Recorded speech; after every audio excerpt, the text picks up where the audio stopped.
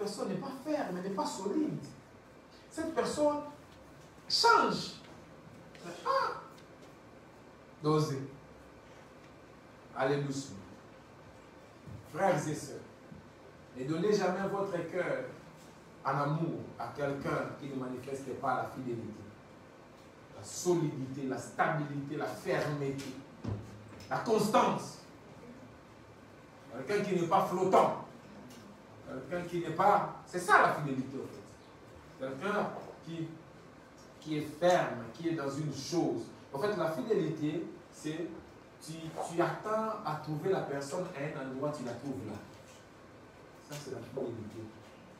Tu sais que dans cette situation, je m'attends à... Et c'est à quoi tu t'attends là, c'est ce que tu vois aussi chez la personne. La fidélité.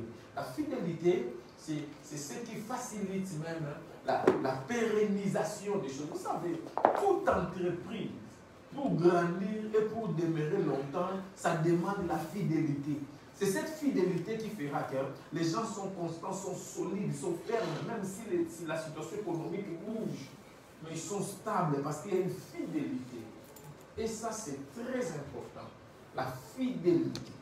La fidélité, c'est aussi le fait de répéter la même chose encore et encore et encore et encore. La fidélité, la fidélité. La fidélité, vous comprenez donc que ça ne marche pas avec les sentiments, les émotions, mais ça marche avec les décisions. La fidélité marche avec les choix. La fidélité marche avec la capacité de bien réfléchir. Frères et sœurs, c'est très important ce que je vous dis. Quelqu'un qui ne réfléchit pas bien ne peut pas être fidèle. C'est impossible. Parce qu'il ne réfléchit pas bien. Le jour où ses pensées vont aller à gauche, il s'en va à gauche avec ses pensées. Mais celui qui est fidèle, même si ses pensées vont à gauche, lui il reste là où il était là, il ramène ses pensées. On est humain. Les émotions peuvent être compliquées. Tu peux te réveiller un autre jour comme ça, tu as envie de tuer tout le monde. Mais c'est la fidélité qui va. Frère, je vous dis la vérité. C'est pour cette raison que j'exhorte toujours les gens. Il ne faut jamais, jamais entrer en couple dans l'état d'adolescence. Parce que l'adolescence, c'est une étape de trouble. Frères et sœurs, très souvent, les amours là qui commencent dans l'adolescence, ça meurt à l'âge adulte. Parce que quand la personne devient adulte, elle se rend compte que c'était quoi cette histoire? Comment j'étais dans ces trucs? Comment j'ai accepté ça? La fidélité. Fidélité dans les temps, fidélité dans l'espace et fidélité dans les circonstances. C'était notre point que nous commençons aujourd'hui. Fidélité dans les temps, fidélité dans l'espace et dans les circonstances. La fidélité dans les temps, dans l'espace et dans les circonstances. C'est un enseignement, c'est long, souvent c'est technique, mais ça nous aide aussi à grandir dans notre foi. La fidélité se reconnaît dans la durée. Le texte de base, c'est Matthieu, chapitre 25, verset 14 à 30. La parabole des talents. La fidélité se reconnaît dans la durée. Ah, Nzambe. La fidélité se reconnaît dans la durée. Quelqu'un n'est pas fidèle parce que son prénom est fidèle.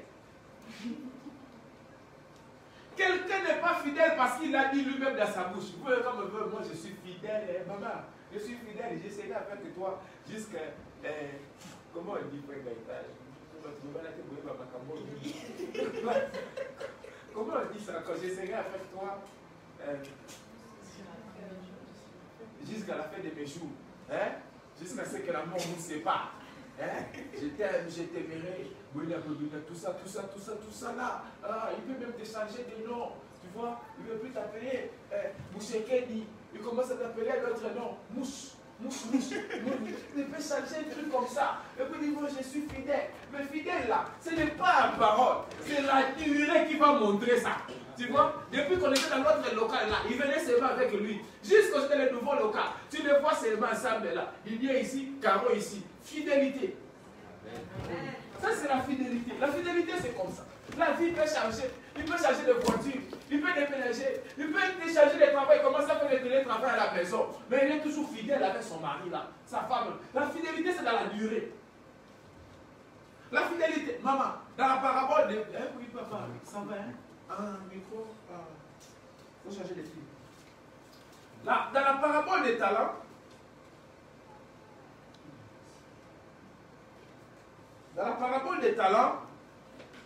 la Bible dit quand le maître est parti, quand le maître est parti, il est revenu longtemps après. Merci. Longtemps après. Ce sont des choses comme ça dans la Bible hein, que nous ne notons pas beaucoup. Mais la Bible dit longtemps après. La fidélité, on ne la voit pas du jour au lendemain. La fidélité se voit dans la durée. La fidélité se voit dans la pratique, dans la pérennisation. Ça fait combien de temps que tu es avec Jésus? Oh non, je suis chrétien il y a 2 ans. Bon, celui-là qui est chrétien il y a 20 ans, tu dois le respecter. Parce qu'il est fidèle. Frères et sœurs, c'est pour cette raison. Même si vous voyez la vidéo du passer dans la voiture, vous vérifiez, vous voyez comment c'est dans les chantiers, tu connais les génies de ce passer là. Ferme la bouche. Parce qu'il est fidèle. Depuis quelle année il a commencé? Il est toujours avec ce Jésus-là. Quand même tu ne sais pas à son niveau, qu'est-ce qui va t'arriver? La fidélité engage la responsabilité personnelle dans les temps. Ça, ce sont des phrases comme ça. Quand j'écris, moi-même, j'écris dans la maison. Je dis, hey! Hey! Alléluia! La fidélité engage la responsabilité personnelle dans les temps. Donc, tu ne peux pas venir me dire, papa, il est fidèle. Mais il est fidèle, là, il t'a quitté 7 fois. Papa, elle est fidèle, là. Elle t'a quitté 7 fois. 7 fois. Même si la Bible dit, les justes tombent 7 fois. Son maître les relève.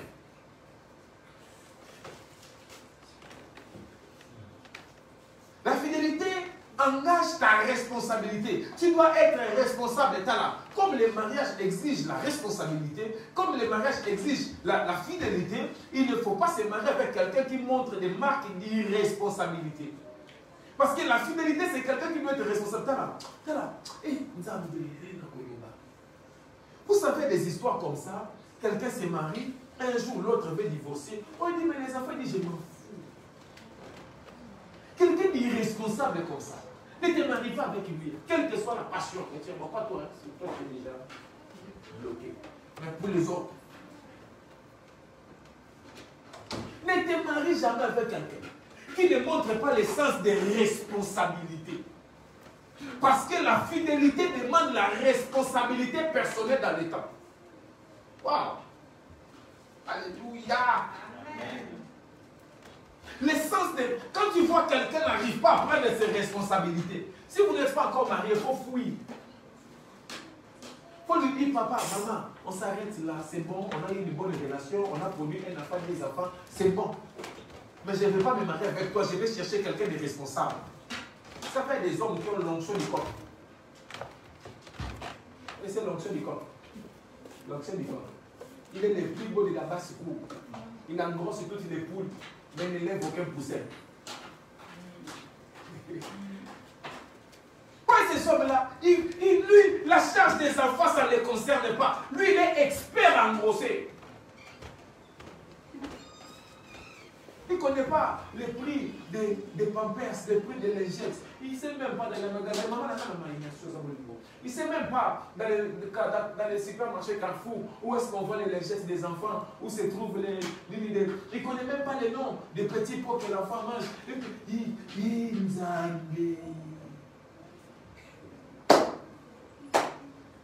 Irresponsable. Chaque nuit, il y a des enfants dans la maison, mais il dort, il ronfle. Et quand il dort là, il dort à 22 heures. Il va se réveiller à 6 heures pour le travail.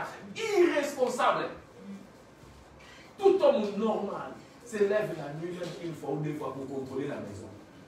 Contrôler la maman, contrôler les enfants. Parce que ma maman, les autres, les mamans que tu vois là. Quand les hommes dorment, les mamans ont des histoires avec Dieu, ils peuvent parler avec Dieu comme ça, et puis tu te réveilles comme ça, voici cette fois-ci. Tu ne sais pas qu'est-ce qu'on t'a fait. Il faut se réveiller de temps en temps la nuit, contrôler le peuple. Tu fais ta prière, tu dors. Le sens des responsabilités. Alléluia. Le sens des responsabilités. La fidélité à l'âme. Quelqu'un qui sera fidèle à la relation, ça se voit s'il est responsable aujourd'hui. Quand tu vois quelqu'un de responsable, on peut avancer. Fais attention, j'ai toujours dit ça, fais attention aux copains où vous n'êtes pas devenu fiancé dans la famille. Ils commencent déjà à te dire, prête-moi 100 €. Je vais me prêter 20 € pour les carburants. Maman, il faut fuir. Faut dire papa, donnez-lui l'adresse de la banque. Mais tu connais la banque, il faut des crédits à un bon taux. Qu'on finisse cette élève. Cherchez des banques. Moi, je ne suis pas banquière.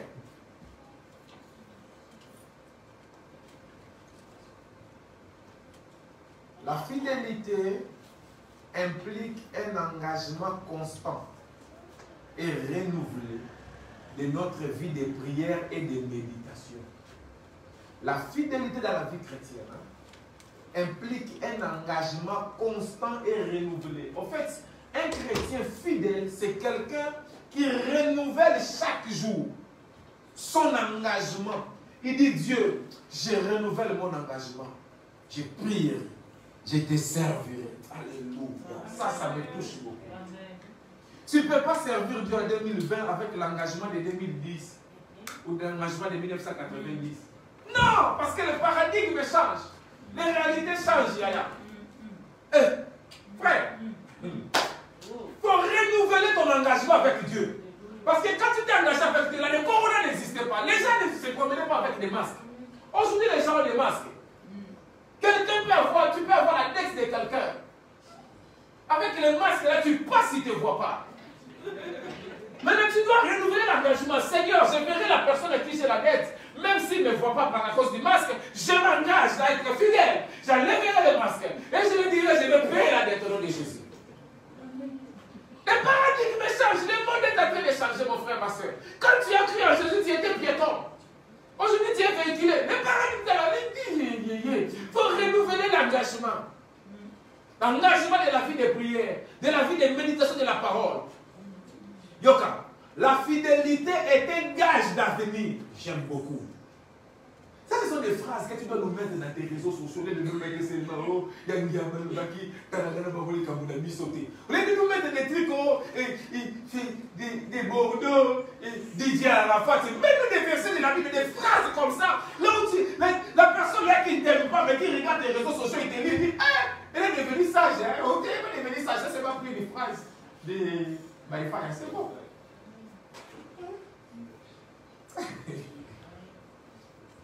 Alléluia. Oh, tu dis, Fayoulou, mets-nous des trucs. La fidélité te gage d'avenir. Lui-même, il va t'asseoir, il dit gage. Gage, c'est la famille, la même famille du verbe engagement. Du verbe engager, excusez-moi, du mot engagement. La fidélité est un gage. C'est-à-dire, là où il y a la fidélité, il y a l'assurance qu'il y a un avenir. Maman Caro, gage c'est avenir, assurance, c'est un gage. Ah! Qui peut nous aider?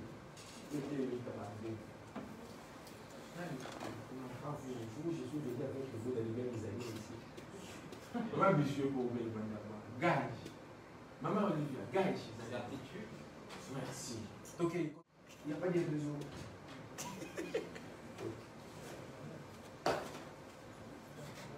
Maman Bijou, le midi. Engagement. Maman Olivia, fais ça. Gage. Quand on dit gage, est-ce que maman, quand c'est pas un truc comme ça où je vais prendre un crédit, je te donne un gage. Je dis ça, c'est un gage. Et je viendrai payer. Il y a aussi cette notion là où bien non. C'est une garantie. Pas d'idée, pas en casse, non. Comment on est moitié, maman. Une garantie. Yo, toi, soit dans vous disputez, vous dites en français. Il faut les respecter. C'est pas comme nous, là, la colère, on change de langue. Non, quoi, mais vous, ça va quoi de talca.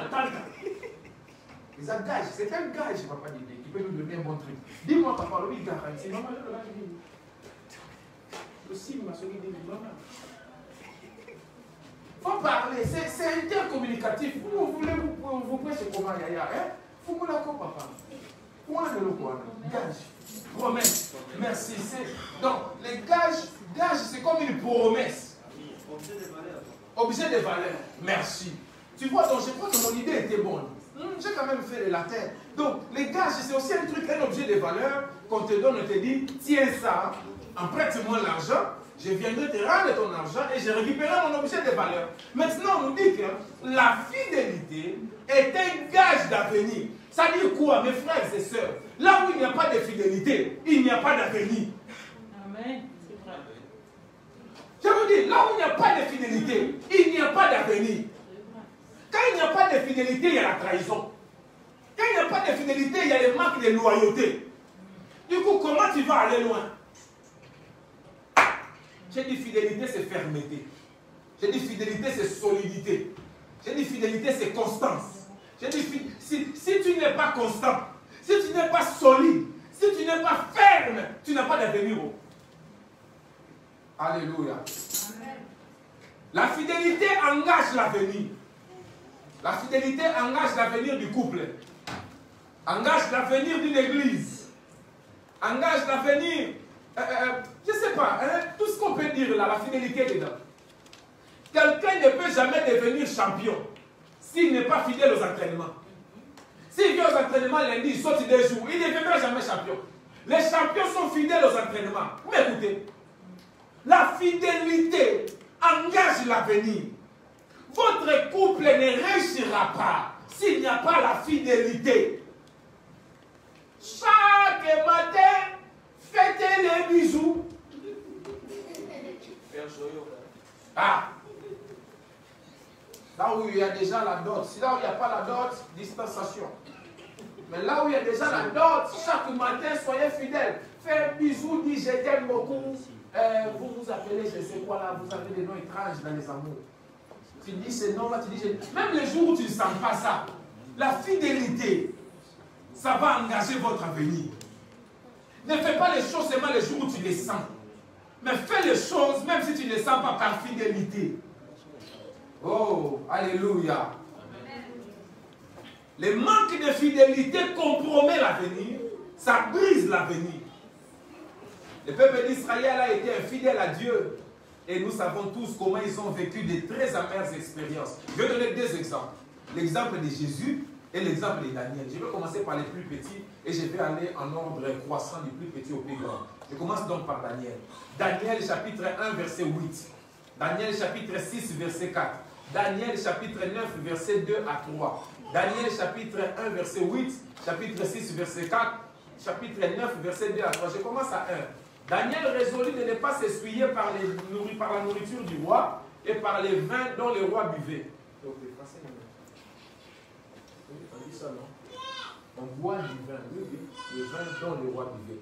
Et il pria les chefs des eunuques de ne pas l'obliger à s'essuyer. Chapitre 6. Alors les chefs et les satrapes cherchèrent une occasion d'accuser Daniel en ce qui concernait les affaires du royaume. Mais ils ne purent trouver aucune occasion, ni aucune chose à reprendre. Alléluia. Parce que Daniel était fidèle. Et qu'on n'apercevait chez lui ni faute, ni rien de mauvais. Pardon, suivez-moi. Chapitre 9. La première année de son règne, moi, Daniel, j'ai vu par les livres qu'il devait s'écouler 70 ans pour les ruines de Jérusalem, d'après le nombre des années dont l'Éternel avait parlé à Jérémie le prophète. J'aime beaucoup ça. Je tournais ma face vers le Seigneur Dieu, afin de recourir à la prière et aux supplications, en jeûnant et en prenant les sacs et la cendre. Extraordinaire. Daniel 6, 4, c'est là où je vais plutôt m'apaisantir un peu, m'attarder. Alors, les chefs et les satrapes, c'était les collègues de Daniel, s'il vous plaît. Mais c'était ses collègues non chrétiens. Ils cherchèrent une occasion d'accuser Daniel en ce qui concernait les affaires du royaume. Daniel était un homme fidèle. Vous me suivez? Il était fidèle à Dieu. Cela a produit en lui une fidélité à tout homme avec qui il travaillait. Il a travaillé avec les rois. Il était fidèle au roi. Oh, Zambé! Même quand Quand les rois trahissaient Daniel, les rois ont trahi Daniel. Les rois ont pris les ennemis de Daniel, ils les ont mis tout autour de Daniel. Les rois suivaient Daniel, mais suivaient aussi les autres magiciens et féticheurs. Mais malgré ça, les rois, Daniel est resté fidèle. Il est impossible d'être fidèle à un humain si tu n'es pas fidèle à Dieu. C'est l'une des raisons pour lesquelles, quand tu veux te marier, assure-toi que la personne est vraiment fidèle à Dieu. Parce que si la personne est vraiment fidèle à Dieu, elle n'aura pas de difficulté à être fidèle aux hommes. Amen. Alléluia. Amen. Très souvent, je disais il y a longtemps, mais j'ai dit plus ça, je ne sais pas, peut-être que je suis devenu un, mais je ne sais pas. Mais je suis encore dans l'école. Souvent, je disais, hey, ma femme, moi je vais fuir beaucoup de choses, non pas à cause de toi, mais à cause de Dieu. Mais maintenant, je ne dis plus ça. Maintenant, je dis à cause de Dieu et à cause de toi aussi.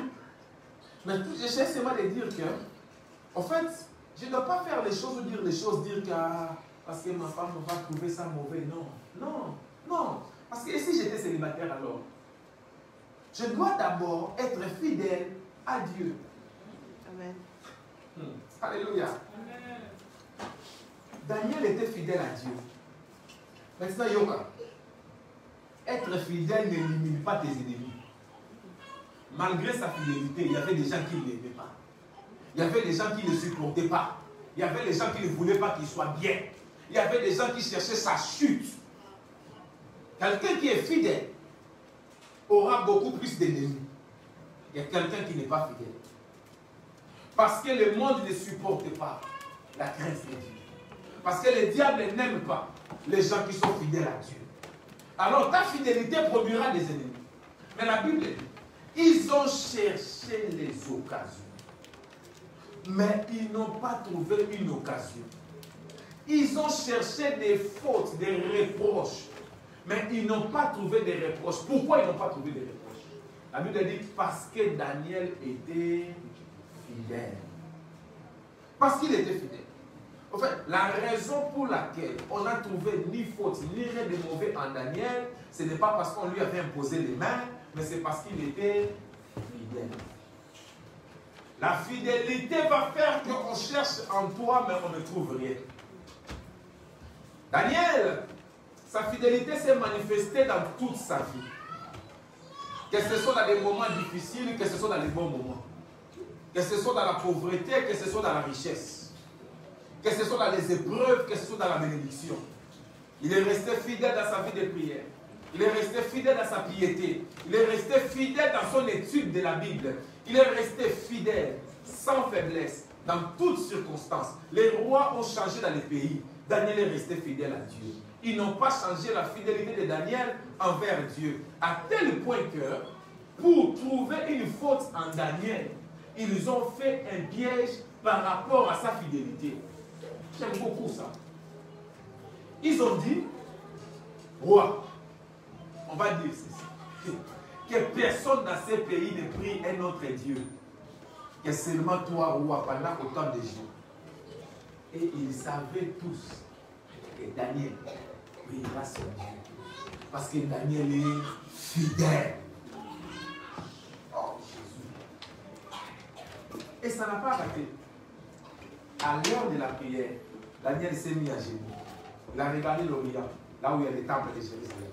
Il a prié son Dieu. Et c'est là qu'on l'a attrapé, qu'on l'a mis dans la fosse au lion. Vous savez qu'on a jeté Daniel à la fosse au lion parce qu'il a prié Dieu.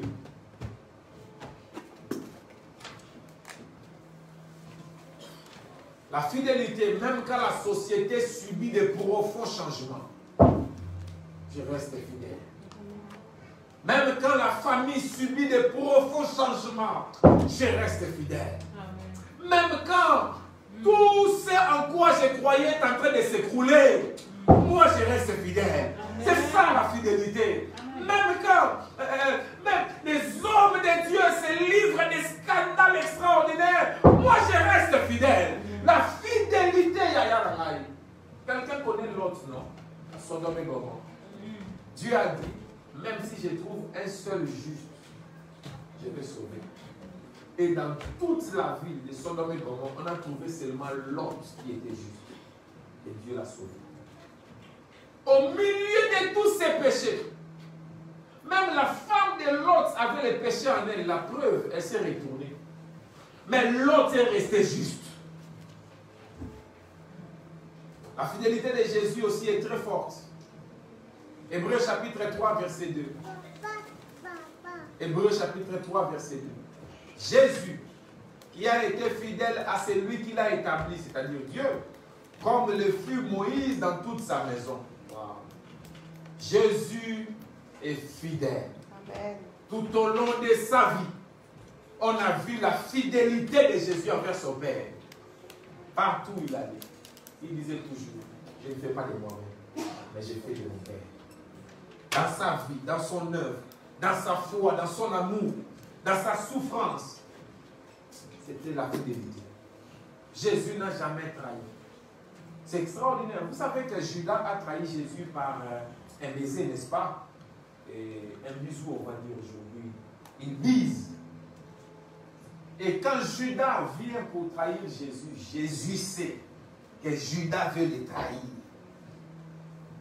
Jésus dit, ah mon ami, c'est par une bise que tu trahis le Fils de l'homme. Même Judas en train de le trahir, mais Jésus l'appelle mon ami. Si moi j'étais Jésus, je sais que Judas est en train de venir pour me faire la bise. S'il me fait la bise, tout le monde saura que c'est moi qui faut attendre. C'est simple. J'ai choisi seulement un frère voyou. Un frère là qui nous tous nous voulons les sacrifier pour calmer l'église. Un frère bandit ou un frère comme ça. Je la vois seulement, il dit, va faire un peu la bise à Judas. Je suis convaincu dans mon cœur que toi, tu vas faire la bise à Judas aujourd'hui.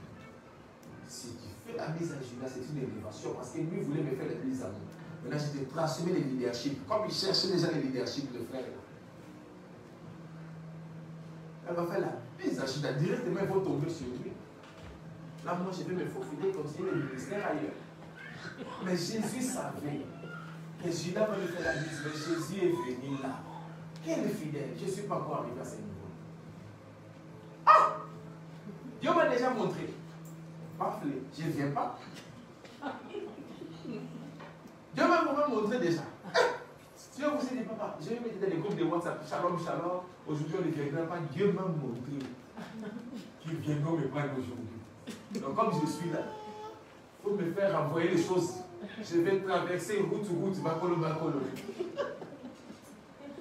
Le temps où on va parler là, je peux être déjà à la Suisse. Prochain appel, là, je peux être déjà à l'Irlande. Dans des endroits où c'est compliqué de m'attraper facilement. Quand on va parler encore, l'autre texte qu'elle se recevra, peut-être déjà dans la Norvège, là-bas loin, la Scandinavie, à côté de l'Alaska, là-bas, il y a la neige, là, il n'y a pas de voiture là-bas. Parce que Dieu m'a déjà montré. Mais Jésus fidèle, malgré que Dieu lui a montré, il est parti. Et il a fait la bise à Judas. Parce que c'est simple. Judas peut venir là, il veut me faire la bise. J'ai dit, attends Judas, j'arrive. Je tourne comme ça. Les soldats ne savent pas. Ils peuvent me confondre avec Pierre. On dit Pierre, ce sont des gens qui sont le livre. On peut, oui, Pierre, c'est pas Pierre. Moi aussi, je me dis, comme on n'a pas tout. Judas aussi, pour elle, le matin, c'est pas lui. C'est l'essentiel, Judas, on l'a déjà payé. Mais Jésus est fidèle. Judas lui fait la bise. Il accepte la bise. Ah! Mon ami, c'est par un bisou que tu trahis le Fils de l'homme. Cette fidélité va toujours dépasser. Alléluia. C'est très important de remarquer.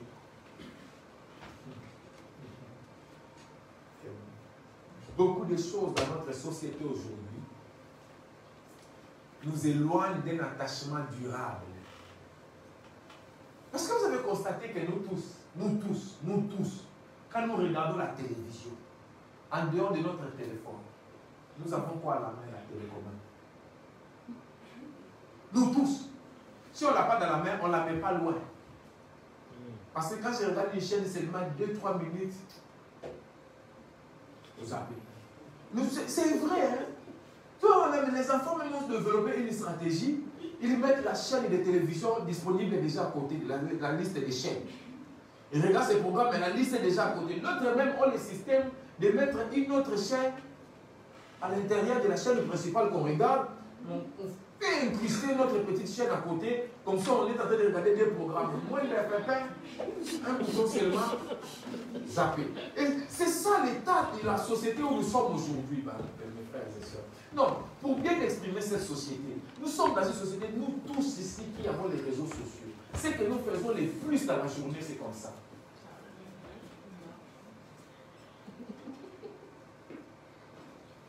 C'est le mouvement que nous faisons les plus.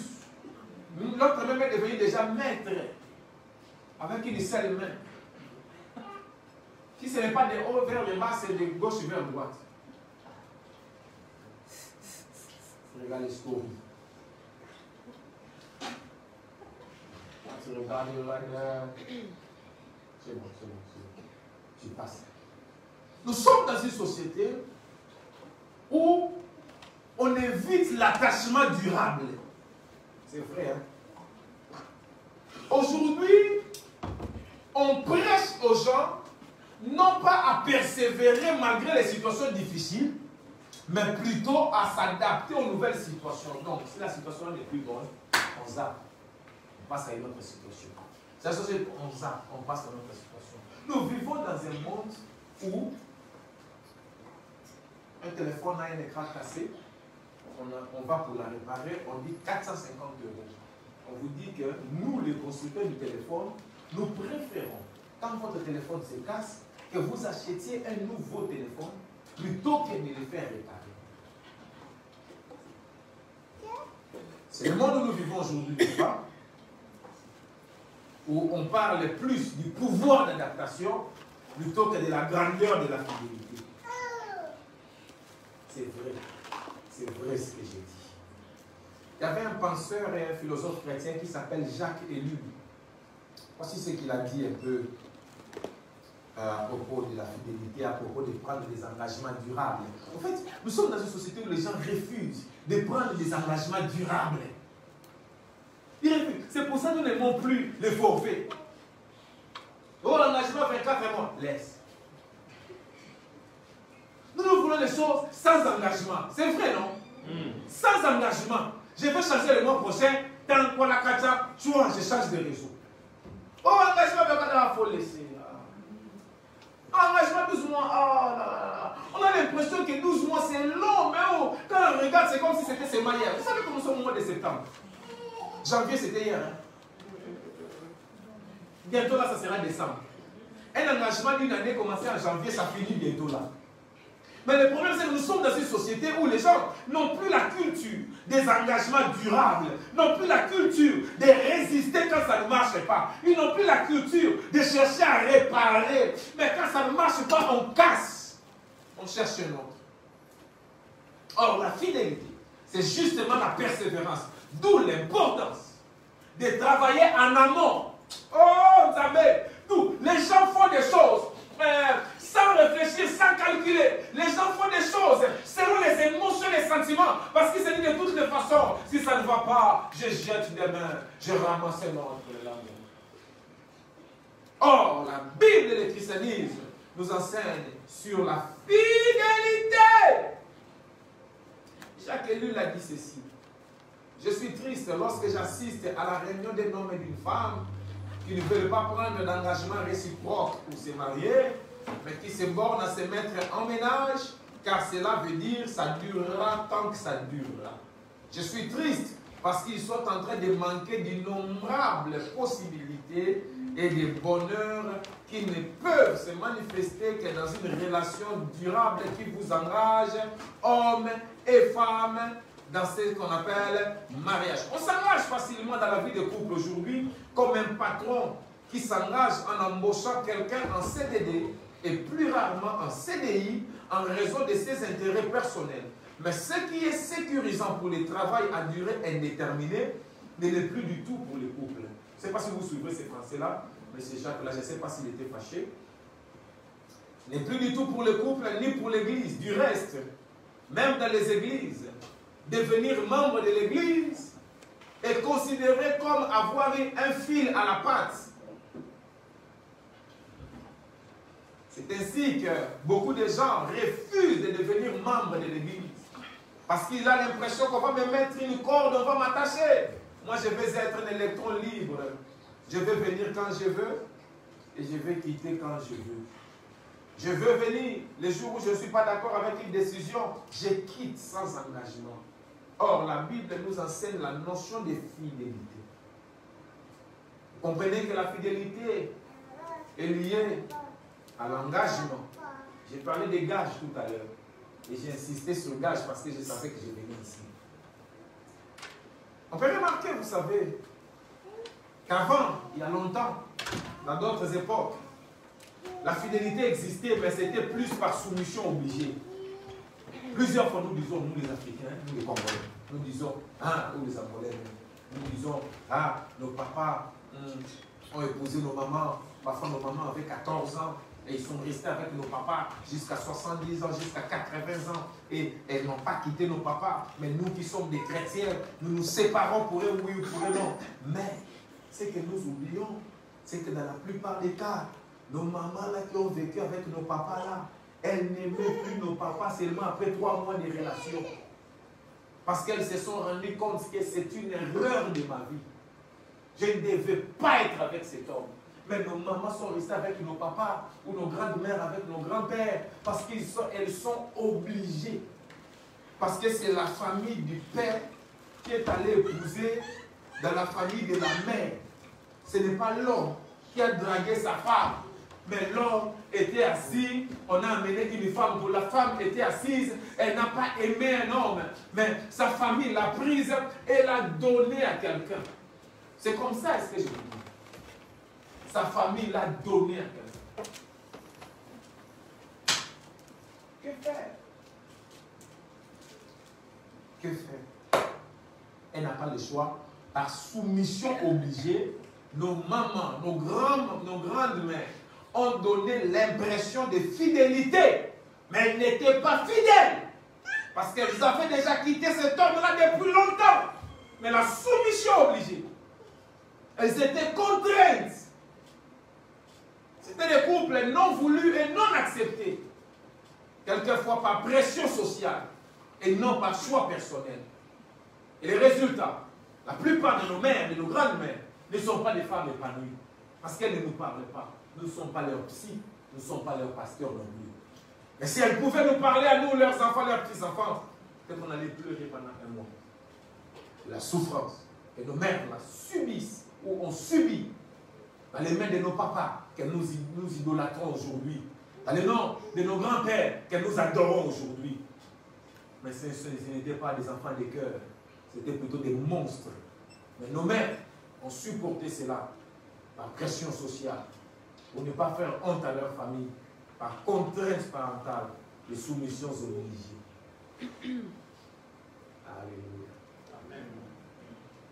De nos jours, la fidélité tient plus du choix moral de chacun. Aujourd'hui, nous sommes plus libres dans ces époques-là, peut-être pour nous qui sommes en Europe, et même en Europe ici quelques-uns, hein, parce que vous savez, plusieurs fois nous voyons des histoires où la famille a séquestré leur fille parce qu'elle s'est mise dans une relation avec quelqu'un que la famille rejette. Ici en France, j'ai vu plusieurs fois. Mais parce qu'ils n'étaient pas de la même foi qu'eux, et parce qu'ils n'étaient pas du même pays. Compliqué. Compliqué. Compliqué. Nous, cette liberté pour nous aussi une responsabilité.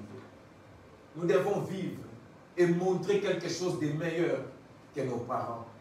Parce que comme pour nous, c'est une question de choix. Surtout aussi des choix moraux. C'est tout à fait la méthode de Dieu. Parce que Dieu a créé l'être humain responsable. Responsable vient du latin, du verbe respondere, qui signifie répondre. Responsable, c'est celui qui répond à des problèmes.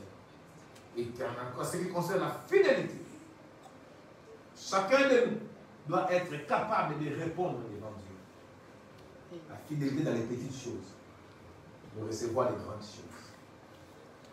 Amen. Ce qui est bon, c'est que Dieu nous donne les moyens de vivre dans la fidélité. Dieu nous donne les moyens de vivre dans la fidélité. Je vais prendre un verset, Malachie chapitre 2. Malachie chapitre 2. Malachie chapitre 2. Malachie, c'est le dernier livre de l'Ancien Testament, juste avant Matthieu. Malachie chapitre 2. Malachie. Malachie chapitre 2.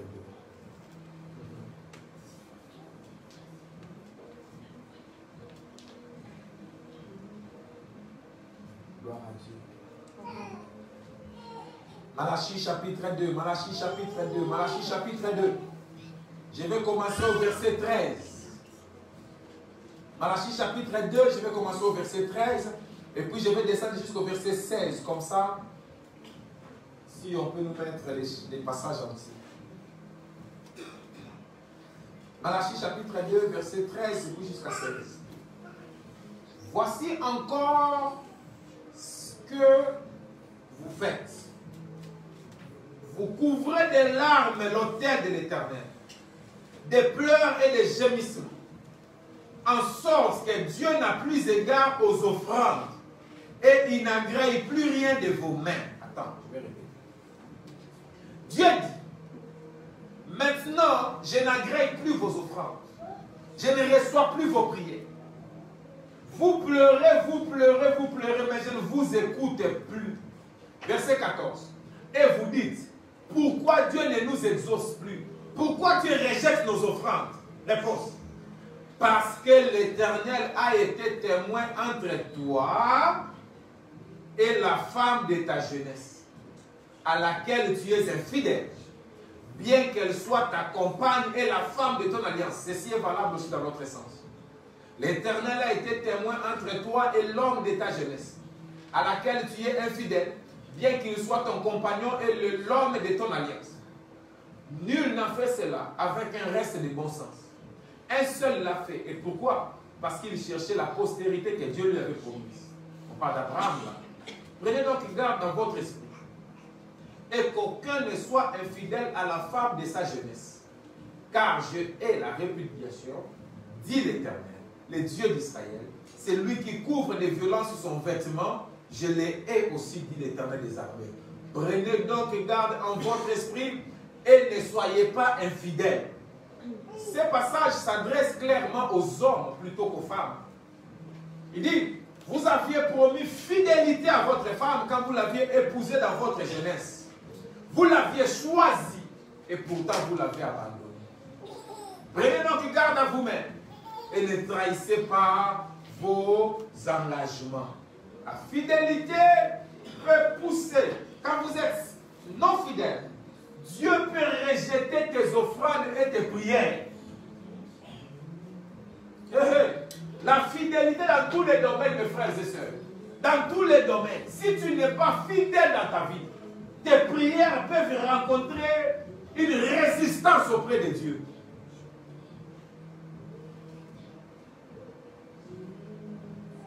Il y a des gens au travail qui licencient les travailleurs alors qu'ils avaient un contrat avec ces travailleurs-là. Fidèles. Il y a aussi des travailleurs, n'est-ce pas? Dès qu'il y a un petit problème, ils changent l'entreprise et disent, oh ça va, mon CV est calé. Si je donne mon CV, dès minutes on m'appelle, je vais aller ailleurs. Cette fidélité-là compte aussi.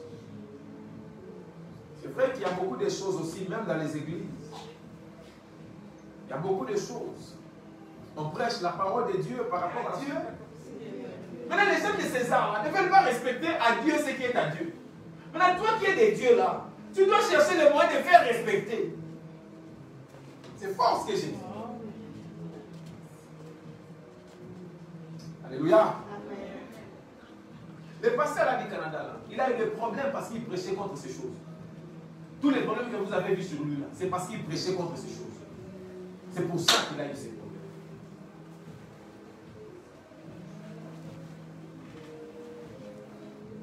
Que Dieu soit loué. Alléluia. Amen. Maintenant, qu'est-ce que je veux dire? Où est-ce que Dieu nous attend dans la fidélité? C'est que quand tu vois dans ton église, on prêche des choses que tu ne comprends pas ou tu es contre, au lieu de quitter l'église, on approche les prédicateurs ou les pasteurs pour demander des éclaircissements, des partages bibliques. Mais tu vas voir des gens, tu étais dans telle église, il quitte, il va dans telle église, il quitte, il va dans telle église, il quitte, il va dans telle église. Infidélité. Infidélité. Une autre marque de l'infidélité, c'est l'oubli et le sommeil. L'oubli et le sommeil. C'est aussi une forme d'infidélité. Ils sont allés à Gethsemane avec Jésus. Jésus priait, eux dormaient. On peut être régulier au culte tout en ayant une foi somnolente. Quelqu'un a dit, quand un chrétien dort, Satan marche sur la pointe des pieds pour ne pas les réveiller. Parce que Satan ne veut pas que tu sois réveillé. Satan veut que tu dors. Il y a des gens comme ça qui... C'est-à-dire, toi-même tu te sens chrétien, or tu n'es déjà plus chrétien depuis longtemps. Ta foi a déjà dormi. La fidélité.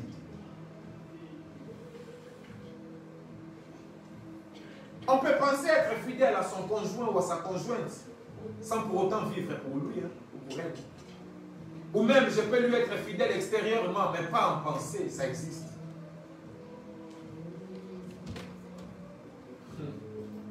Alléluia. La fidélité, c'est quand je ne cherche pas mes intérêts, mais je vis pour mon mari ou pour ma femme.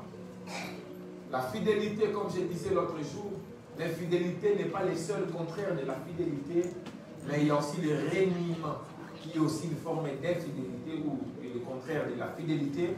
Il y a aussi l'abandon de la foi. Je vais clôturer en parlant de la fidélité de Dieu. La fidélité de Dieu sera mon dernier point et c'est grâce à ce point-là que je clôturerai aussi cet enseignement sur la fidélité. Je crois que je parlerai 15 minutes et puis on va finir l'enseignement sur la fidélité. Pour bien comprendre la fidélité de Dieu, il faut regarder cette fidélité envers Israël et envers nous l'Église. Notre Dieu est aussi appelé l'Amen. Amen. Donc tu vois quand les frères là chantent Amina, c'est bon là, là, c'est pas le nom de Dieu, c'est le nom de Dieu dans la Bible. Il s'appelle Amen. C'est le nom de Dieu aussi. Qui peut être traduit par celui qui est solide, celui qui est le rocher. Quand on dit le nom de Dieu comme étant l'Amen, c'est-à-dire le solide, le rocher. Or, nous avons dit que... Oh, je vous ai dit ici, non, en hébreu, le mot traduit par fidélité ou fidèle, c'est le mot pistos. Pistos, c'est en grec. Pistos, c'est en grec. Ah, je dis que c'est Aman. A-M-A-N. Oh, A-M-A-N là. C'est ce que nous disons en français là. Amen, quand nous finissons la prière. Et je vous ai dit que ça donne l'idée de solidité. Ça donne l'idée du rocher. Et l'Éternel est notre Aman. Notre Amen, à ne pas confondre avec Aman, H-A-M-A-N, qui était l'ennemi de Mardochée. Il est notre Amen, notre solide, notre rocher. Il est notre, parce qu'il est notre, il est fidèle. C'est grâce à sa fidélité qu'on l'appelle Aman, qu'on l'appelle Amen. Grâce à sa solidité, parce qu'il est un rocher qui ne vacille pas. Il est fidèle. On dit il est l'Amen. C'est pourquoi quand j'ai fini de prier, j'ai dit Amen. Amen, là, c'est pas pour dire que ma prière est finie. Mais c'est pour dire tu es mon solide, tu es mon rocher, tu es le fidèle en qui j'ai confiance. Quand prier ces choses-là, tu les accompliras. J'aime ça. L'Éternel est la vérité en qui on peut avoir pleinement confiance. Il est la vérité en qui je peux faire pleinement confiance. Toutes ses promesses s'accomplissent toujours. Amen. Quel que soit le temps que ça prend, toutes ses promesses s'accomplissent toujours. Amen. Son plan s'exécute comme il l'a prévu. Son plan s'exécute comme il l'a prévu. Son plan s'exécute comme il l'a prévu. Amen. Il est fidèle en toutes choses. Dieu a un plan. Même quand toi tu n'as pas de plan, Dieu a un plan. Même quand tu ne sais pas comment tu vas, Dieu a un plan. Dieu a un plan. Il a déjà un plan qu'il a déjà préparé. Même quand tu ne comprends pas, Dieu a un plan. Et ce plan-là va s'accomplir exactement comme il l'a déjà prévu.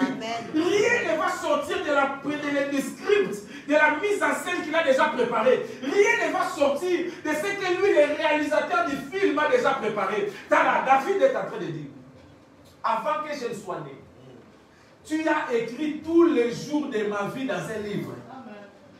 Oh, et mes destinées étaient déjà tracées. Oh, c'est la cour. En fait, attends, je vais répéter. Avant que tu naisses, Dieu a déjà écrit chaque jour de ta vie jusqu'au dernier jour. Maintenant, les choses arrivent, toi, ça te surprend. Mais Dieu, ça ne le surprend pas. Les choses arrivent, tu te demandes qu'est-ce qui se passe. Mais Dieu a un plan. Et il est fidèle, il tient son plan. Maintenant, comment tu découvres son plan? Par ses promesses. Par ses promesses qui sont dans la Bible. Et par ses promesses qui te disent par des révélations. Ce sont ces promesses. C'est là où la Bible parle de la parole de Dieu, la Bible, et de les paroles de Dieu au pluriel. La parole de Dieu, c'est dans la Bible. Et les paroles de Dieu, ce sont les différentes formes que Dieu utilise pour communiquer avec toi. Dieu parle Job, Dieu parle d'une manière ou d'une autre, mais nous ne faisons pas attention. Dieu nous fait des promesses. Et toutes ces promesses s'accomplissent toujours. Amen. Attends, je vais les dire différemment. Psaume 89, verset 8. Psaume 89, verset 8. Éternel Dieu des armées célestes, qui est comme toi puissant, ô Éternel, ta fidélité t'environne. Dieu est le Tout-Puissant. Nul n'est comme lui. Amen. Étant le Tout-Puissant, cela lui permet d'être environné par sa fidélité. Sa fidélité l'entoure. Oh, qu'est-ce qui provoque sa fidélité? C'est sa toute-puissance. Il est tellement puissant que s'il fait un plan, personne ne peut changer ce plan-là. Il dit dans sa parole, j'agirai. Qui s'y opposera? Personne ne peut s'opposer quand Dieu décide d'agir. Maintenant, quand il fait son plan là, la fidélité entoure Dieu. Parce qu'on ne peut pas changer le plan de Dieu. On ne peut pas influencer Dieu. On ne peut pas peser sur Dieu. On ne peut pas faire un chantage sur Dieu. On ne peut pas menacer Dieu. On ne peut pas faire changer Dieu David. S'il dit A, ça reste A. S'il dit B, ça reste B. S'il dit j'ai choisi David, j'ai choisi David. Tu montes. Tu descends, il choisit David. Tu ne peux pas changer ça. Il dit David sera roi, David sera roi. Tu montes, tu descends, David sera roi. Parce que Dieu a dit ça. Dieu a dit quelque chose dans David. Il est tellement puissant que personne ne peut changer ce que Dieu a dit. Amen. Sa fidélité est assurée par sa puissance. Le degré de fidélité de quelqu'un est déterminé par le degré de sa force et de sa puissance. Plus tu es puissant, moins il y a des résistances. Et moins il y a des résistances, plus ton plan s'accomplit. C'est pourquoi la Bible dit, ton Dieu ordonne que tu sois puissant. Parce que si sa puissance travaille en toi, ce que tu prévois arrive comme ça. C'est pourquoi il dit aux disciples, ne partez pas encore faire l'œuvre de Dieu. Attendez jusqu'à ce que le Père a promis vienne chez vous. Acte 1:8. Vous recevrez une puissance. Le Saint-Esprit survenant sur vous, et vous deviendrez mes témoins. Jérusalem, Judée, Samarie, jusqu'aux extrémités de la terre. Rien ne peut empêcher l'Église. Il dit, tu es Pierre, et sur le rocher qui est sorti de ta bouche, je bâtirai mon Église. Mais les portes de séjour des morts ne pourront rien contre mon Église. Pourquoi? Parce que vous recevrez une puissance. Quand vous recevrez la puissance, même la mort, même l'enfer ne pourra pas tenir devant vous, parce que la puissance est avec vous. Maintenant, Dieu est tout puissant. Sa toute puissance lui permet d'accomplir ce qu'il veut, quand il veut, comme il veut, avec qui il veut, où il veut. Dieu est fidèle. Sa fidélité est aussi indissociable de son amour. Oui, Psaume 111, 4 à 5. Psaume 111, 4 à 5. L'Éternel est miséricordieux et compatissant. Il se souvient toujours de son alliance. Dieu se souvient toujours de son alliance. Même quand toi tu oublies l'alliance de Dieu. Psaume 111, 4 à 5. Dieu se souvient toujours de son alliance. C'est ça la fidélité. Et cette fidélité, c'est parce qu'il est miséricordieux et compatissant. C'est parce qu'il a pitié de toi. Et c'est parce qu'il t'aime. Wow. Dieu a pitié de nous. Et Dieu nous aime.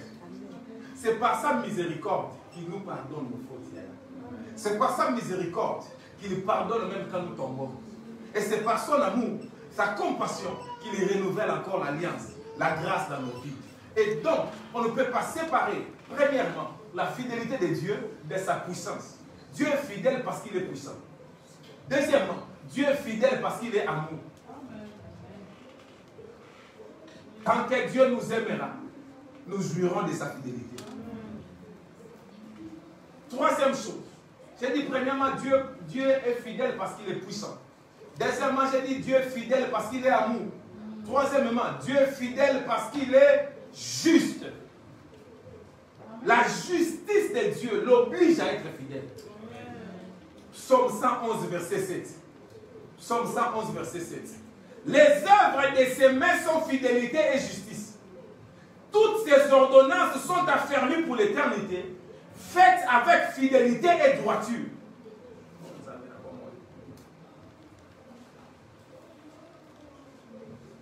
La fidélité de Dieu, c'est parce qu'il est juste. Remarquez comment ils disent ici. Les œuvres de ses mains sont fidélité et justice. Vous me suivez, non? Ils ont associé la fidélité et la justice de Dieu. Suivez vraiment. Vous verrez la même chose dans le Nouveau Testament. On dit, Dieu est juste et fidèle pour vous pardonner et vous purifier de toute iniquité. Même association, juste et fidèle. Il est juste et fidèle ici pour se souvenir de son alliance, de ses promesses. Dans le Nouveau Testament, il est juste et fidèle pour nous pardonner et nous purifier. Waouh! Waouh!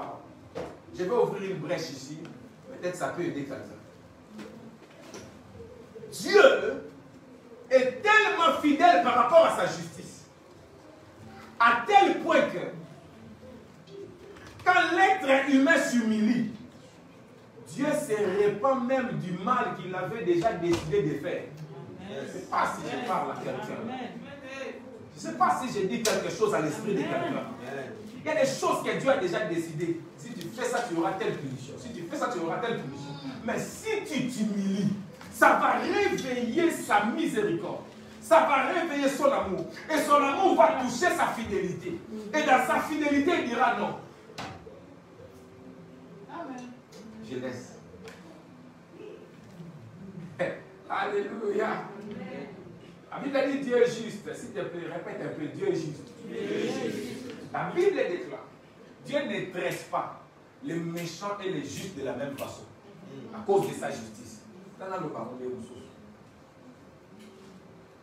l'enfant de Dieu, tu peux commettre un crime ensemble avec un païen. Dieu ne va pas vous traiter de la même façon. À cause de la justice. Parce que tu lui as donné ta vie. Parce que tu as sacrifié tes journées pour lui. Parce que tu as jeûné pour le chercher. Amen. Parce que tu l'as servi par jour et nuit. Alors Dieu n'est pas injuste pour oublier vos bienfaits, vos offrandes, vos sémences, vos prières, vos sacrifices. Amen. Dieu n'est pas injuste pour les oublier. Amen. Donc il est juste. Il s'en souvient chaque jour. Amen. Et quand vous manifestez la faiblesse, Dieu se souvient quel jour vous avez relevé celui qui était tombé. Quel jour vous aviez prié dans sa maison. Un jour tu as acheté des haut-parleurs. Un jour tu as acheté un micro dans l'église. Un jour tu as placé une lampe. Un jour tu as sacrifié ta famille pour servir Dieu. Et ne traitez pas les méchants et les justes de la même façon. Amen. Jesus. Alléluia. Ça fait partie des choses qui fortifient ma foi. Il est impossible que je sois en enfer. Amen. Il est impossible que je sois en enfer. Amen. Il est impossible que je sois en enfer. Yoka, c'est Dieu qui nous préserve dans son chemin. Yes. Personne n'est capable de rester sur le chemin de Dieu lui-même. C'est Dieu qui nous préserve dans son chemin. Même quand toi-même tu t'en vas vraiment pour y aller, mais Dieu te prendra dans la main et te ramènera par sa fidélité. Par sa fidélité. Il dira non, cet homme est un vaillant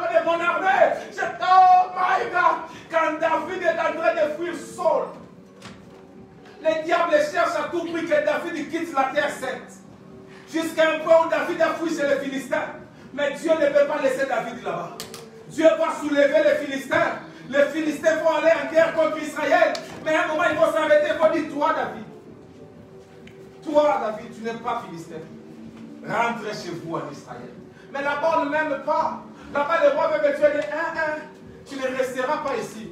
Tu rentreras là-bas. Dieu peut parler même de la bouche des Philistins. Pour que toi, David, tu ne restes pas dans le pays des Philistins. Mais tu rentres dans la terre sainte. Je crois à la prédestination divine. Je crois à la fidélité de Dieu. Je crois que Dieu peut préserver la foi de quelqu'un. Quoi qu'il arrive. J'ai failli dire quelque chose. C'est pas bon. Dieu est fidèle. Il ne serait pas même du mal qu'il a décidé de faire quand son enfant s'humilie. Il s'y est engagé dans sa justice, en fait. Ce n'est pas un signe de changement en Dieu. Parce que si Dieu changeait, on ne pourrait plus compter sur lui. Mais cela fait partie du contrat que Dieu a signé avec nous. Wow. Cette fidélité à son alliance lui a fait connaître l'enfer de la croix. Jésus est allé jusqu'à vivre l'enfer de la croix, tout simplement parce qu'il est fidèle à l'alliance qu'il a fait avec nous. Pour nous donner la possibilité de vivre en réconciliation avec Dieu. Pour nous donner la possibilité qu'il est allé jusqu'au bout de son engagement pour nous sauver. À la croix, Dieu a été fidèle à son amour. Dieu a tant aimé le monde. Il a donné son Fils unique, afin que quiconque croit en lui ne périsse point, mais qu'il ait la vie éternelle. Jean 3,16. Dieu est allé jusqu'au bout. Il a donné son Fils unique. À la croix, Dieu a été fidèle à sa justice. Jésus est mort. Il a connu la séparation avec son Père, parce qu'il prenait notre péché. Il est mort à notre place. Et la justice de Dieu a été satisfaite. À la croix, il a dit, mon Dieu, pourquoi m'as-tu abandonné? Parce qu'il était fait péché pour nous. Il n'était pas fait pécheur, mais il a été fait péché. Il n'a pas porté les péchés des hommes au pluriel, mais il a porté la nature du péché. Ce qui produit le péché au pluriel, les œuvres quotidiennes du mal. Et il a dit, mon Dieu, pourquoi m'as-tu abandonné? Parce que Dieu devait se séparer du péché. C'était la justice de Dieu. Parce que quelqu'un devait mourir, parce que le salaire du péché, c'est la mort. Et Jésus a pris notre place. Il est mort à notre place. Et la justice de Dieu a été satisfaite. Parce que quelqu'un a été déclaré coupable. Pour que nous, les anciens coupables, nous soyons déclarés innocents. Adieu. Dieu n'a pas payé le prix de notre salut à Satan. Mais Dieu a payé le prix de notre salut à lui-même, Dieu, à sa justice. À la croix, Dieu a été fidèle à sa puissance en ressuscitant Jésus. Parce qu'il l'avait annoncé depuis longtemps. Et il a accompli le 3e jour. La croix de Jésus montre nos infidélités. Mais la croix de Jésus montre la fidélité de Dieu. Il montre l'amour et la justice de Dieu. Qu'est-ce que cela peut changer pour nous? Comment Dieu peut m'aider à être fidèle? Comment? Grâce à la fidélité de Dieu, notre vie ne sera plus jamais la même. Ça, c'est ma conclusion. Grâce à la fidélité de Dieu, notre vie ne sera plus jamais la même. Comment la fidélité de Dieu va m'aider moi aussi à être fidèle? Premièrement, Dieu est fidèle. À cause de son amour, je l'ai dit, non? C'est son amour qui produit en lui cette fidélité. Cela nous enseigne, nous aussi, à aimer. À aimer. Il a donné beaucoup de commandements, beaucoup de principes. Mais le jour où on a demandé à Jésus, il a dit le plus grand commandement, c'est l'amour. D'aimer Dieu et d'aimer ton prochain. C'est l'amour le plus grand commandement. C'est l'amour. C'est l'amour. En fait, l'amour est plus important que la fidélité. La priorité de Dieu, ce n'est pas que tu deviennes fidèle. Mais la priorité de Dieu, c'est que tu découvres l'amour et que tu aimes. Parce que si l'amour est établi en toi, ça produit la fidélité automatique. L'amour doit rester en premier lieu. C'est le fondement de la foi chrétienne, l'amour. Le plus grand commandement, tu aimeras Dieu et tu aimeras ton prochain. La fidélité n'est pas la condition de l'amour, mais c'est la conséquence de l'amour. Quelqu'un peut être fidèle sans aimer. Mais c'est impossible d'être infidèle quand on aime. Quand la fidélité vient de Dieu, l'amour est établi avant toute chose. Mais quand cette fidélité ne vient pas de Dieu, l'amour devient une contrainte. C'est vrai ce que je vous dis là. Et là où l'amour est une contrainte, là où la fidélité devient obligée, l'air devient irrespirable. L'air devient lourd, les gens n'arrivent pas à se supporter. L'amour et la fidélité nous amènent vers le haut. Mais la fidélité sans amour se transforme en devoir et en légalisme. La fidélité sans amour, tu entres dans un activisme qui conduit à l'amertume et au découragement. C'est comme ça que tu vas voir un pasteur se suicider. Tu vois? Parce qu'on lui a dit, il faut être fidèle, mais on ne lui a pas fait comprendre que tu ne peux être fidèle que si tu aimes Dieu, que si tu aimes les brebis là que tu sais. Parce que si tu les... Ça fait à beaucoup de gens, surtout dans nos pays occidentaux là, ils n'ont pas l'appel de Dieu, mais ils sont des pasteurs par contrat de travail. Pour eux, c'est un travail comme quelqu'un qui est agent de production, qui est AMP. C'est un contrat de travail. Ils vont dans des écoles bibliques, ils ont des formations, ils prêchent dans les églises, mais il n'a pas la passion là, il n'a pas l'amour des peuples de Dieu. Il n'aime pas Dieu, parfois même c'est un païen. Parfois c'est un fumeur. Parfois c'est un fumeur de chanvre. Parfois, il sait, oh, Zambé. C'est pour cette raison. Les amis, nos amis là qui mettent la robe, souvent ils sont dans la pédophilie. Parce que ce ne sont pas des serviteurs de Dieu, ce sont des serviteurs de l'Église. Ils n'ont pas un contrat avec Dieu, ils ont un contrat avec le numéro 1 de leur Église qui n'habite pas loin d'ici là. En fait, eux, ils ont un contrat avec leur chef là-bas. Ils n'ont pas un contrat avec... Ils n'ont rien à voir avec Dieu. Eux, ils ont un contrat avec l'Église. Ils servent l'Église et ils le disent. Ce sont des serviteurs de l'Église. Ils le disent. Ils ont un contrat avec l'Église. Ils ont leur salaire, on les loge, on les nourrit. Ils sont comme des bébés. On fait tout pour eux. On les loge, on les nourrit. Ils ont des habits, tout. Et ils ont encore leur salaire. Du coup, ils se retrouvent, oh Zambé. Du coup, ils se retrouvent, ils n'ont pas l'amour de Dieu. Ils n'ont jamais rencontré Jésus. Ils n'ont pas le cœur de Dieu. Le Saint-Esprit n'agit pas dans leur cœur. Ils n'ont même pas ça. Ce sont des païens qui mettent seulement la robe. Du coup, quand ils se retrouvent avec les peuples dans l'église, ils ne savent rien gérer, rien contrôler parce que l'Esprit ne les dirige pas. Et ils sont emportés par des passions diaboliques, démoniaques. Pénible, hein?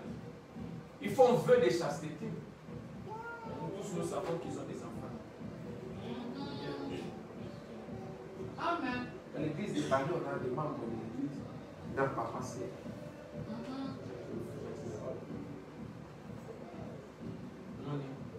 La fidélité, ça doit être poussé par l'amour. Tu dois aimer Dieu. Tu dois aimer l'église. Tu dois aimer les gens qui viennent dans l'église là. C'est ce qui va te pousser à venir chaque jour avec joie, avec allégresse. Tu fais l'œuvre de Dieu, tu chantonnes, tu es à l'aise, tu veux être le premier à venir, tu veux être le dernier à partir. Parce qu'il y a un amour qui brûle dans ton cœur. Mais quand il n'y a pas cet amour là, on va commencer à te téléphoner. On va commencer à te faire des textos. Les jours là, tu dis, ah, je ne suis pas venu, vous ne m'avez pas fait des textos. Comment on t'a pas fait des textos là? Pour toi, ça veut dire quoi? L'église là, c'était férié, non? Parce que ce n'est pas quelque chose. Quand il n'y a pas cette chose-là, les gens ne seront pas fidèles. Tu vas commencer à crier jour, nuit et jour. Plusieurs fois, on me dit, apôtre, mais pourquoi tu ne parles pas, tu ne cries pas sur les gens? Les gens commencent à venir quand ils veulent, ils font ce qu'ils veulent. Je dis, hé, toi tu crois moi je suis Dieu? Moi je ne suis pas Dieu, moi aussi je vais sauver mon âme. Nous tous nous venons nous chercher. C'est lui qui aime Dieu. C'est lui qui aime l'œuvre de Dieu. C'est lui qui aime le fidèle. On ne le pousse pas. C'est un feu qui est allumé en lui. Ce feu-là l'anime. Ce feu-là le pousse. Et l'autre jour, je suis venu ici recevoir des gens au bureau le samedi. Un papa a pris sa femme et ses enfants. Ils sont venus, ils sont assis là-bas dehors. Ils font rien. J'ai dit, oh papa, moi je crois que vous êtes venus pour que je vous reçoive. Il dit, non, nous sommes venus à l'église. Oh. Non, on est venu à l'église. C'est samedi, on est venu, on est assis à l'église. Toi, tu voulais qu'on aille où? Tu veux qu'on aille au bar? On vient à l'église. C'est un feu qui doit être allumé en toi. C'est une passion. C'est ça, en fait. C'est ça qui fait que, comme je suis là, tu peux tout me faire. Je prêcherai Jésus. Amen. Je prophétiserai pour les gens. Amen. Je prierai pour les gens. Tu peux m'insulter, tu peux me critiquer, tu peux faire tout ce que tu veux. Moi, je ferai l'œuvre de Dieu. Quand notre local était brûlé, on a pris dans notre locaux, on a fait des réunions dans les parkings là-bas. Parce qu'il y a des feux là dans les cœurs des gens. Amen. Il y a cet amour-là, cette passion-là pour Jésus. Quand il faut donner, je ne calcule pas. C'est pour l'œuvre de Dieu. Je donne, je ferme les yeux. Je sais que Dieu va me multiplier. Mais même si Dieu ne me multiplie pas, c'est un acte d'amour. Ce n'est pas un échange que je fais avec Dieu. Ce n'est pas un achat de bénédiction. Je n'achète pas la prière. Je n'achète pas la bénédiction. Je n'achète pas la prophétie. Mais j'aime Dieu. Je refuse d'aller même dans la maison de Dieu. J'apporte ma contribution. J'apporte mon aide à gauche, à droite. Ma sémence, j'aime ces choses. Cet amour me poussera à la fidélité. Cet amour fera que je ne m'ennuierai pas. Je viendrai ici avant l'heure du culte. Ça ne m'ennuie pas. Je suis dans la maison de Dieu. Je suis dans la joie. Quand on me dit, allons à la maison de l'Éternel. Quand il y a cette chose dans ton cœur, tu es pressé d'aller à l'église. Quand il n'y a pas cette chose-là, tu n'es pas pressé d'aller à l'église. Voilà l'église, on doit te pousser. Voilà l'église, tu vas à la dernière minute. Ça commence à 18h, je peux quitter la maison même à 18h30. Parce que cette chose-là a disparu dans ton cœur. Mais il faut que cet amour renaisse en nous. Que cet amour-là pour Dieu, cet amour-là pour l'Église, cet amour, cette passion-là pour les fidèles, pour le peuple de Dieu, c'est cet amour-là qui va faire que tu n'as pas vu moi Bichou 2 semaines. Tu l'appelles. Allez moi Bichou, ça va? Ah, je n'ai pas vu beaucoup de jours. Parce qu'il y a quelque chose dans ton cœur. C'est cet amour-là qui fera que tu n'es pas venu à l'église une semaine, tu n'es pas bien. Tu veux revenir, tu veux revenir. Pour conclure, Dieu connaît nos faiblesses. Et il nous soutient dans nos faiblesses par sa fidélité. Polycarpe, quand on voulait le brûler à cause de sa foi, il avait 95 ans. Et on lui donne une dernière chance. On dit, Polycarpe, dernière chance. Réunis seulement Jésus et puis on ne va pas te brûler. Il dit, ça fait 86 ans que je sers le Seigneur. Et il ne m'a jamais fait défaut. Comment pourrais-je renier mon maître et mon sauveur? Brûlez-moi. Il viendra me sauver de votre flamme. S'il ne me sauve pas de votre flamme, je le verrai. Alléluia. Oh, alléluia. Amen.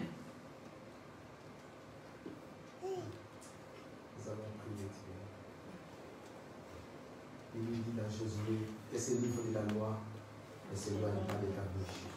Médite sur le jour et nuit pour agir fidèlement selon tout ce qui est écrit. Pour agir fidèlement, fidélité, selon tout ce qui est écrit. C'est alors que tu auras du succès dans tout ce qui est écrit. C'est alors que tu auras la réussite.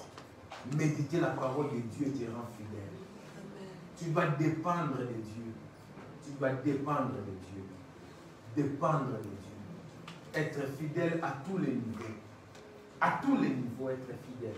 Il n'y aura pas de... Les combats ne manqueront pas. Ne t'attends pas à la facilité. Les combats seront là. Un jour, tu seras fatigué. Un jour, tu vas sentir l'envie de tout abandonner.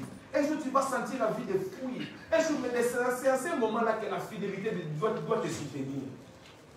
La fidélité, c'est ce qui permet de vivre un avant-goût de l'éternité dans les temps où nous sommes. La fidélité, solide, ferme, stable, constante, qui ne change pas, qui est derrière sa parole, qui honore son engagement. Quelqu'un de fiable sur qui on peut compter. Quelqu'un qui a l'amour. Quelqu'un qui ne déçoit pas. Quelqu'un qui ne trahit pas. Quelqu'un de loyal. Quelqu'un de sûr. Fidèle, fidèle, fidèle. Dis à moi.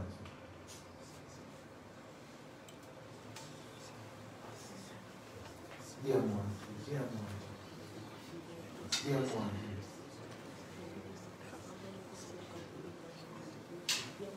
viens mon Dieu, viens mon Dieu, viens mon Dieu, viens mon Dieu. Viens moi Dieu, viens moi Dieu. Viens moi Dieu, viens moi Dieu. La voix qui Seigneur m'appelle par ta croix et viens suis-moi. Je réponds, Sauveur fidèle, et voici, je suis à toi. Jusqu'au bout, je veux te suivre dans tes bons.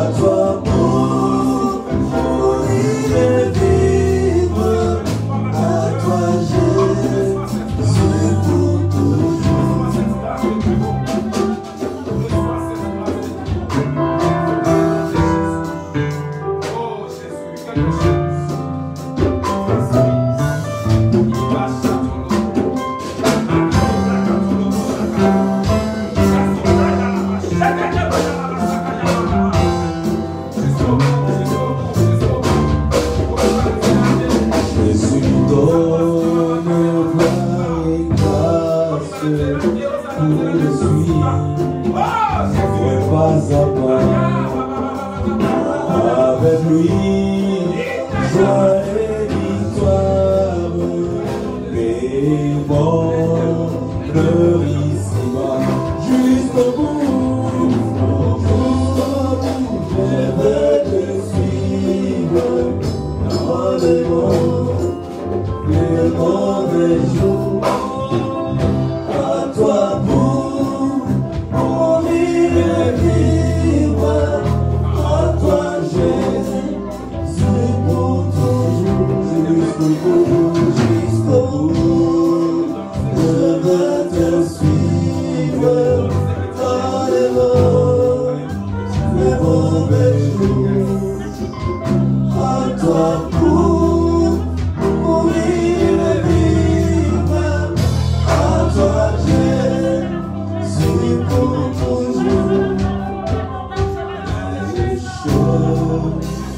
du calvaire était étroit et périlleux. C'était cher et solitaire, difficile et ténébreux. Jusqu'au bout,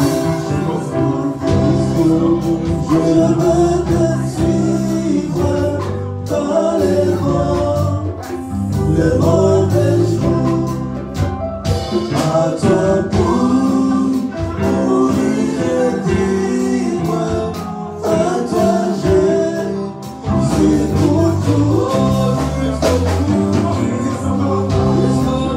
Je veux te suivre dans les mauvais jours. À toi pour mourir et vivre, à toi j'ai pour tout.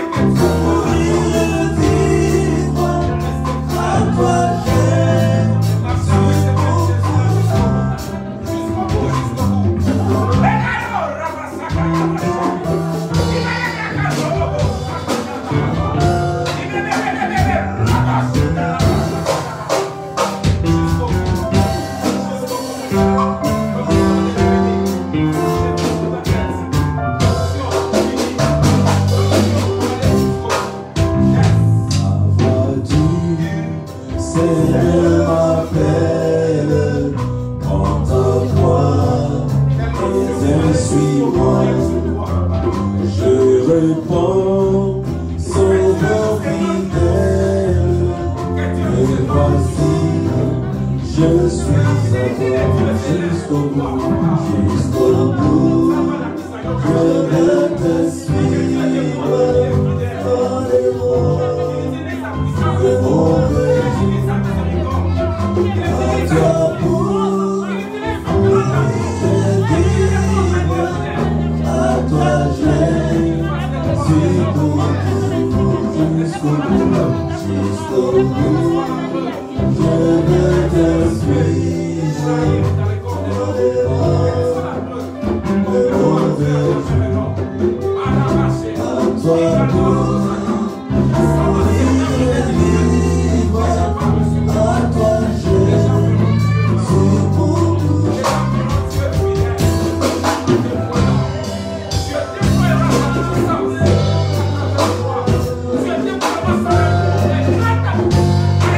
Oh!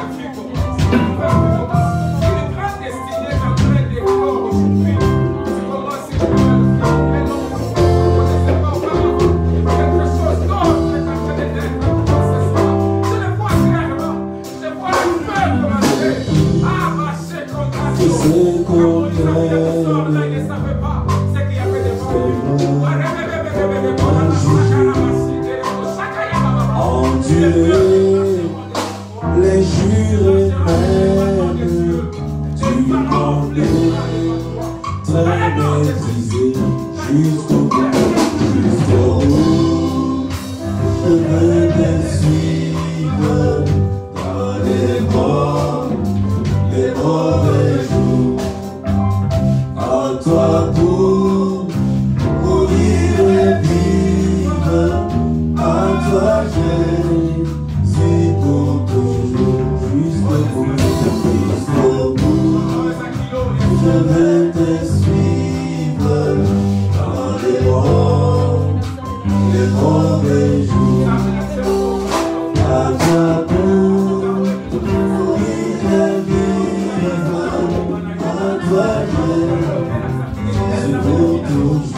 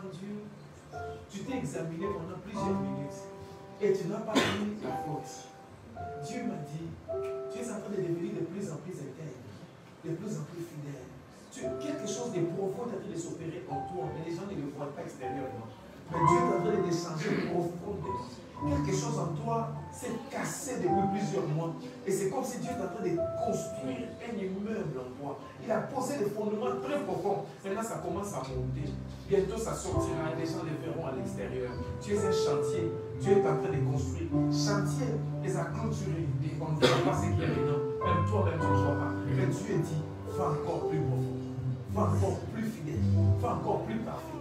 Modifie encore, répare encore, ajoute encore. Le Seigneur t'appelle à être fidèle. On a cherché en Daniel, on n'a pas trouvé la faute. On a cherché en Daniel, on n'a pas trouvé la faille. C'est pourquoi j'ai dit que la foi des gens monte en prière. Je veux que l'église soit en train de bouillonner. Seigneur, l'esprit de fidélité, l'esprit de finir. Commencer, c'est bien, mais finir. L'esprit de finir et de finir dans les mêmes chemins, sur la même voie. On dit jusqu'au bout, je vais te suivre. Sur ces chemins, dans les bons et dans les mauvais jours. À toi, mourir et vivre en toi, Jésus, pour toujours. Ça fait quelque chose dans mon cœur. Ça fait quelque chose dans mon esprit. Ça m'interpelle dans quelque chose. Ça me remet en cause. Ça me remet en cause. Ça me remet en cause. Dans le nom de Jésus. Oh, là, prions. Oh, là, yes, dans le nom de Jésus. Oh, Seigneur, m'appelle ta gloire, et viens suis-moi.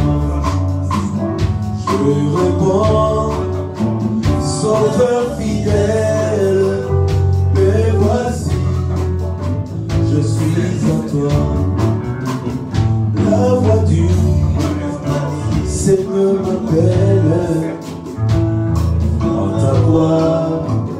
viens, suis-moi.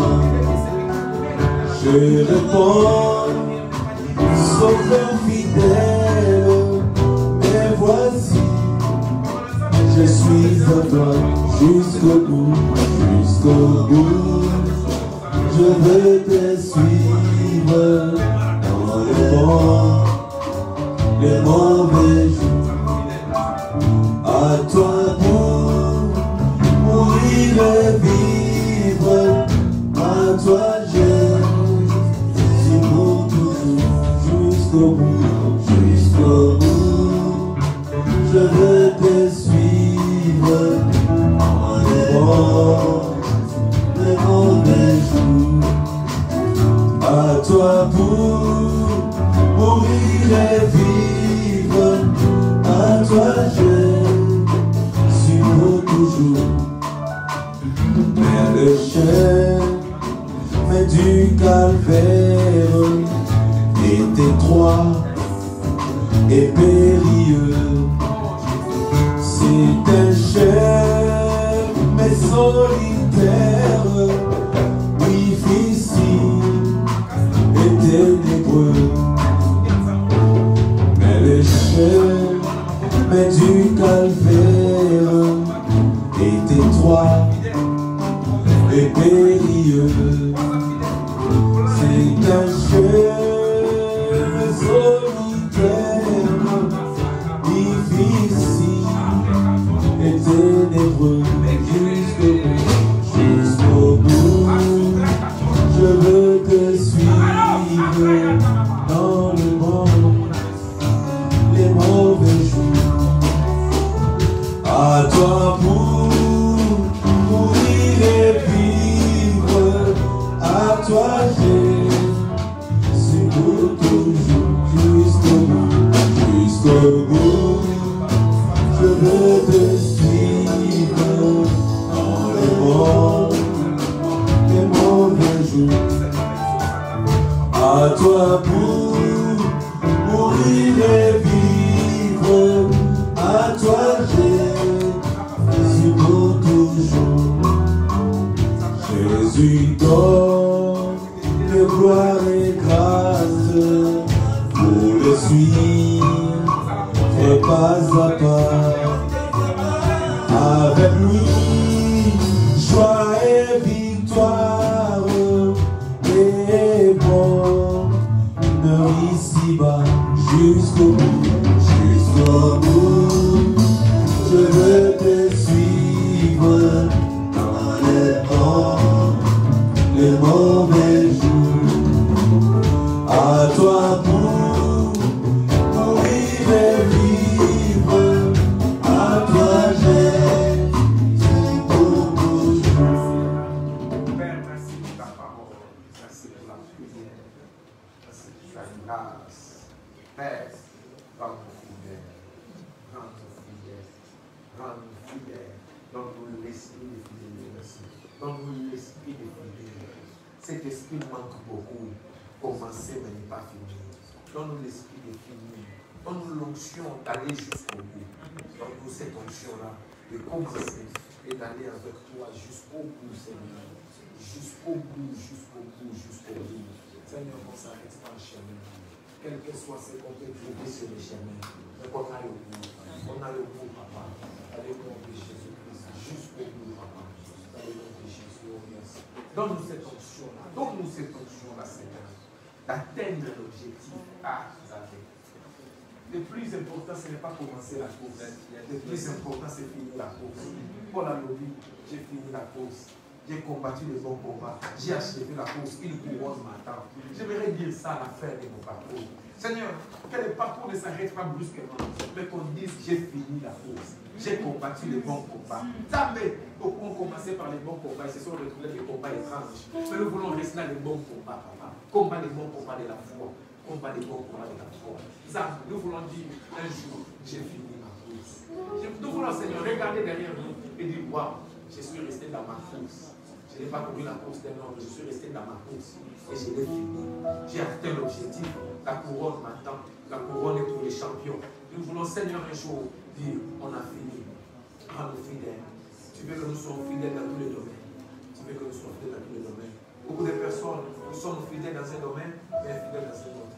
Mais rends-nous fidèles dans tous les domaines. Dans tous les domaines. Dans tous les domaines. Dans tous les domaines. Papa, merci pour ce culte. Merci pour les guides. Merci pour les offrandes. Merci pour les actions de grâce. Agrée l'offrande de chacun. Agrée la dîme de chacun. Agrée, Seigneur, la sémence de chacun. L'action de grâce de chacun. Que l'amour de Dieu le Père, la grâce du Seigneur Jésus-Christ, la communion du Saint-Esprit, ainsi que ces multiples connexions soient notre partage aujourd'hui, demain et pour l'éternité. Ainsi nous avons prié ensemble comme l'Église. Et nous disons Amen. Amen. Amen. Amen.